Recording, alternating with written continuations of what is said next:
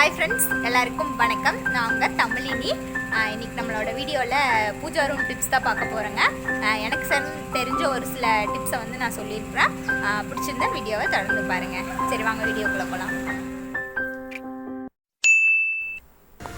Hi friends, இன்றைக்கி நம்ம பார்க்க போகிற டிப்ஸ் வந்து தேங்காய் வந்து என்றைக்குமே வந்து கோயிலுக்கு போனால் நம்ம கொண்டுட்டு போய் வந்து கண்டிப்பாக வந்து அதை உடைப்போங்க. அப்படி உடைக்கும் போது நமக்கு வந்து அது கரெக்டாக வந்து உடஞ்சிருச்சு அப்படின்னா வந்து நமக்கு மனசு திருப்தியாக இருக்கும். அது கொஞ்சம் கோணையாக உடஞ்சிருச்சுனாலே வந்து நமக்கு ஒரு மாதிரி மனசு கஷ்டமாக இருக்கும். அதுக்கு நம்ம தேங்காய் உடைக்கிறதுக்கு முன்னாடி தண்ணியில் நனைச்சி உடைச்சோம் அப்படின்னா வந்து நமக்கு அழகாக வந்து உடையுங்க. நமக்கும் பார்க்குறதுக்கு மனசு திருப்தியாக இருக்குங்க. இந்த மாதிரி ட்ரை பண்ணி பாருங்கள். தேங்காயை வந்து நல்லா தண்ணியில் வந்து நனைச்சிட்டு அந்த 3 கோடு வருங்க மேலேருந்து கீழே வரைக்கும், அந்த நரம்பு பார்த்து உடைக்கணுங்க. நம்ம அடுத்ததாக பார்க்க போகிற டிப்ஸ் என்னங்கன்னா, எல்லார் வீட்லேயுமே நம்ம வந்து பற்றி வைப்போம். அந்த பற்றி வைக்கும்போது நமக்கு வந்து சீக்கிரமாக எரிஞ்சு முடிஞ்சிடும். அது வந்து ரொம்ப நேரம் நிலச்சி வரணும் அப்படின்னா அந்த கொணவில் மட்டும் விட்டுட்டு மீதி எல்லார் இடத்துலையும் வந்து தண்ணி தொட்டு தடவி விடணுங்க. தண்ணியில் நனைச்சிடக்கூடாது.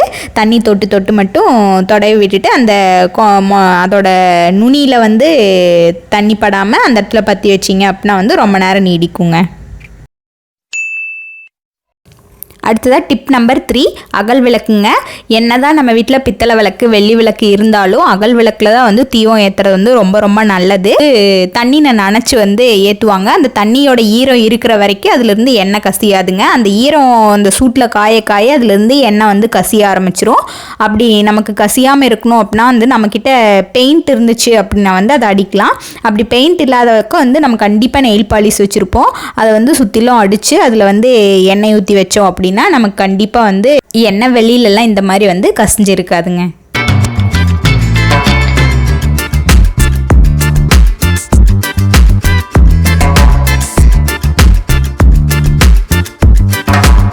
விளக்கு அழகாக இருக்கணும் அப்படின்னு நினச்சிங்கன்னா நீங்கள் வெளியிலையோ அடிச்சுக்கங்க. நான் வீடியோவில் வந்து உள்ளே மட்டும்தான் அடிச்சிருக்கேன். இப்போ நம்ம ஷெல்ஃப் எல்லாம் வந்து க்ளீன் பண்ணுறதுக்காக ஒரு பாத்திரத்தில் வந்து தண்ணி எடுத்துட்டோங்க. தண்ணியில் வந்து ஒரு 3 சூடம் வந்து இந்த சூடத்து கூட நீங்கள் மஞ்சள் சேர்க்கறதுனால சேர்த்துக்கலாம். நான் சேர்க்கல. அந்த சூடத்தை வந்து கரைச்சி எடுத்துக்கலாங்க. எடுத்துட்டோம். இதை வச்சு இந்த செல்ஃபெல்லாம் வந்து துடைக்கலாம். துடைச்சோம் அப்படின்னா வந்து நமக்கு வந்து கோயிலில் இருக்க வாசனையாகவும் இருக்கும். பூச்சிகள் எதுவும் வந்து பக்கத்தில் வராதுங்க. பூச்சி கூட எதுவும் அவ்வளோ சீக்கிரம் வந்து வராது. சரி, துடைக்கலாம் வாங்க.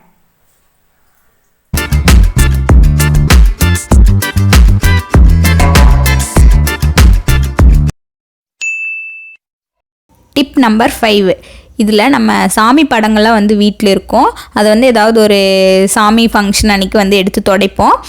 அப்படி நமக்கு துடைக்கும் போது வந்து நமக்கு வந்து ஈரத்துணியை வச்சு துடைச்சோம் அப்படின்னா வந்து அந்த பக்கத்தில் இருக்கிற அந்த இரும்பு இதிலெல்லாம் வந்து துரு ஏறிடுங்க.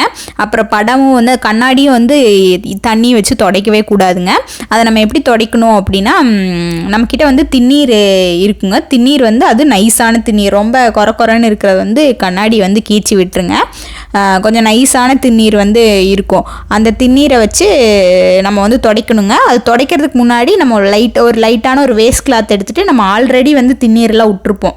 அதெல்லாம் வந்து துடைச்சி எடுத்துடணும். அது கூடவே வந்து துடைச்சோன்னா வந்து அதில் ஆல்ரெடி தூசெல்லாம் இருக்கும். அதெல்லாம் வந்து கீச்சல் போட்டுருங்க கண்ணாடியை. அதனால் வந்து ஃபஸ்ட்டு எடுத்தோடனே அந்த ஆல்ரெடி திண்ணீர் விட்டுருக்கோங்க, அதெல்லாம் வந்து துடைச்சி எடுத்துடணும். அடுத்ததாக நம்மக்கிட்ட இருக்க நைஸான திண்ணீர் எடுத்துக்கணுங்க. எங்கிட்ட இருக்கிறது வந்து ரொம்ப ரொம்ப ரொம்ப ரொம்ப நைஸான திண்ணீர் தான். கொஞ்சம் இந்த சாம்பல் திண்ணீரெல்லாம் வந்து கொஞ்சம் குறைன்னு இருக்குது. அந்த மாதிரி திண்ணீரெலாம் வந்து வேண்டாங்க. இந்த மாதிரி சாஃப்டானதே வந்து நமக்கு போதும்.